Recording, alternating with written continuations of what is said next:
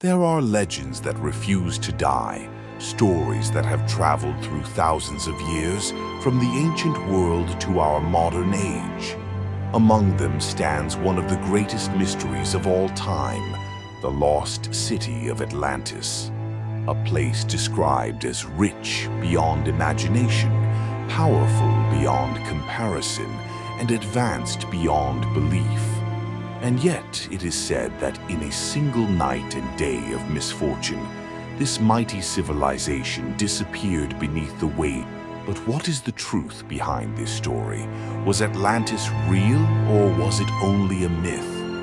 And if it did exist, where could such a city have been? Join us as we dive deep into the mystery of Atlantis, exploring its origins, its description, the theories of its location, and the lasting fascination it can.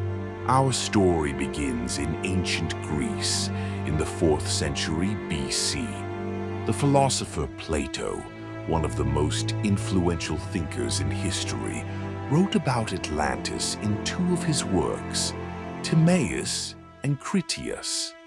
According to him, Atlantis was a powerful island nation that existed some 9,000 years before his time. He described it as lying beyond the Pillars of Hercules, the region we know today as the Strait of Gibraltar. Plato's words are the first and perhaps the only ancient source about Atlantis.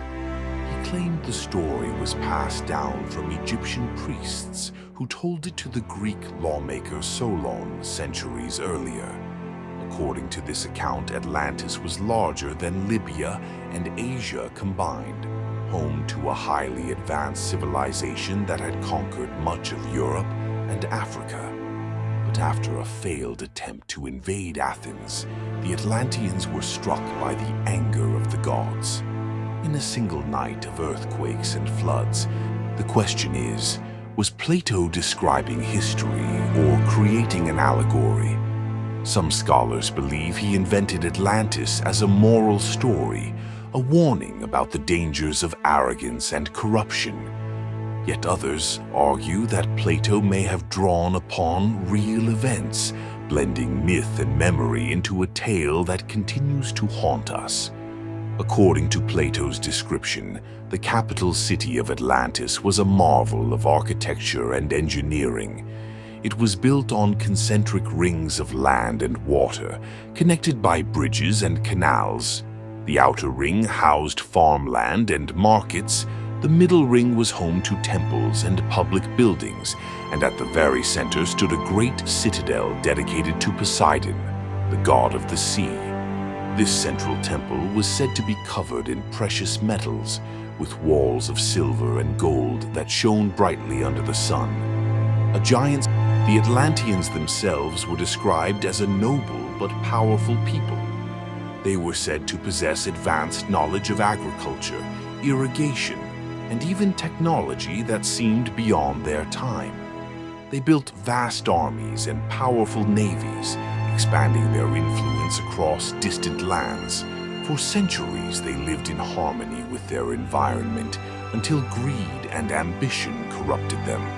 And it was this corruption, Plato wrote, that brought about their fall. But where exactly was Atlantis? Over the centuries, countless theories have emerged. One of the most popular theories connects Atlantis to the island of Santorini, also known as Thera, in the Aegean Sea. Around 1600 BC, this island was devastated by one of the largest volcanic eruptions in recorded history. The Minoan civilization, which thrived on nearby Crete, was severely impacted by the disaster. Cities were buried in ash, tsunamis swept across the sea, and an entire way of life collapsed. Some believe that the destruction of Thera and the decline of the Minoans may have been remembered in legend as the fall of Atlantis. Another fascinating theory points to the Sahara Desert in Africa. In Mauritania lies the Richat structure, also known as the Eye of the Sahara. From above, this natural formation resembles a set of concentric rings, strikingly similar to Plato's description of the city of Atlantis. Some researchers suggest that thousands of years ago, before the Sahara became a desert, this area may have been home to a great civilization now buried beneath sand and time. Others believe Atlantis could have been in the Caribbean, off the coast of Cuba. Sonar scans have revealed unusual geometric shapes deep beneath the water. Some claim these are ruins of ancient buildings, though scientists remain skeptical. Still, the mystery fuels the imagination. Despite these many theories, no solid evidence of Atlantis has ever been found. Some argue that this is proof the city never existed, but others believe the ocean still guards its secrets, and one day we may yet uncover the truth. If Atlantis was real, how could such a mighty civilization vanish overnight? Natural disasters provide one possible explanation. Ancient volcanic eruptions, massive earthquakes, or giant tsunamis could have destroyed coastal settlements and inspired the legend of a sunken city. Across the world, flood myths are common, from the story of Noah's Ark in the Bible to the Epic of Gilgamesh in Mesopotamia. Perhaps Atlantis is just another version of humanity's memory of devastating floods that changed the course of history. In the modern era, Atlantis has captured the imagination of explorers, writers, and even treasure hunters. In the 19th century, author Ignatius Donnelly revived interest in Atlantis with his book, Atlantis, the Antediluvian World. He argued that Atlantis was the source of all ancient civilizations, spreading knowledge across the globe before its destruction. While most of his ideas were dismissed by scholars, his work inspired generations to search for the lost city. Since then, countless expeditions have claimed to find traces of Atlantis, from underwater ruins to strange maps suggesting a sunken continent. But again, no proof has ever been confirmed. Yet the power of the Atlantis story is not in what has been proven, but in what it represents.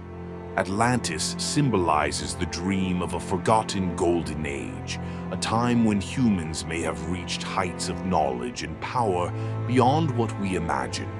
At the same time, it stands as a warning, a reminder that arrogance and greed can bring even the mightiest of civilizations to ruin. Today, Atlantis lives on in books, films, video games, and endless debates. It has become a symbol of mystery, adventure, and the human desire to explore the unknown. Perhaps we will never know if it truly existed. But in the end, maybe the truth matters less than the story itself. For the legend of Atlantis reminds us that the past is never fully gone, and the ocean still hides secrets we have yet to discover. So, was Atlantis real, or was it just a story created by Plato to teach us a lesson? Until undeniable evidence is found, the mystery remains. And perhaps that is why Atlantis continues to fascinate us. Because deep inside, we all wonder, could there really have been a lost world waiting beneath the waves? A world whose ruins still lie hidden, waiting for the day they will rise again into the light?